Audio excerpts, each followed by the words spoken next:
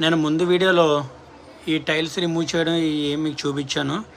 మనం ఈ టైల్స్ అన్నీ రిమూవ్ చేసుకున్న తర్వాత లూజ్ మాల్ అన్నీ చిప్పింగ్ చేయడం అనేది కూడా మీకు ముందు వీడియోలో పోస్ట్ చేశాను. మనం ఇవన్నీ రిమూవ్ చేసిన తర్వాత ఏం చేసాము అనేది ఈ వీడియో నేను మీకు చూపించడం జరుగుతుంది. మనం టైల్స్ అయితే వీళ్ళు వేశారు, కానీ లూజ్ మాల్లో కిందంతా శాండ్ ఉండడం వల్ల లీకేజ్ ఎక్కువైపోయి మీకు ఇక్కడ కనిపిస్తుంది చమాయింపు అనేది. ఆ చమాయింపు అనేది ఎక్కువ అట్లా ఉండిపోవడం వల్ల వాళ్ళకి లీకేజ్ అనేది ఉన్నది. మనమైతే ఆ టైల్స్ కింద ఉన్న లూజ్ మాల్ అంటే దాదాపు మదర్ స్లాబ్ వరకు మనం అయితే రిమూవ్ చేసుకున్నాము. రిమూవ్ చేసుకున్న తర్వాత ఈ మాల్ అంతా మనం బయట పడేయడం జరిగింది. పడేసిన తర్వాత మనం టెర్రస్ వాటర్ ప్రూఫింగ్కి మనం ఏం చేసామంటే ముందు ఈ విధంగా flooring baby chips, cement, sand, chemical mix చేసుకొని మనం అయితే లేయర్ అనేది లాగిన తర్వాత ఈ విధంగా వాటర్ కూడా మనం పెట్టాము. ఇంచుమించు 14 days వాటర్ క్యూరింగ్ చేసుకున్నట్లయితే అది మనకి త్వరగా ఫిట్ అవుతుంది.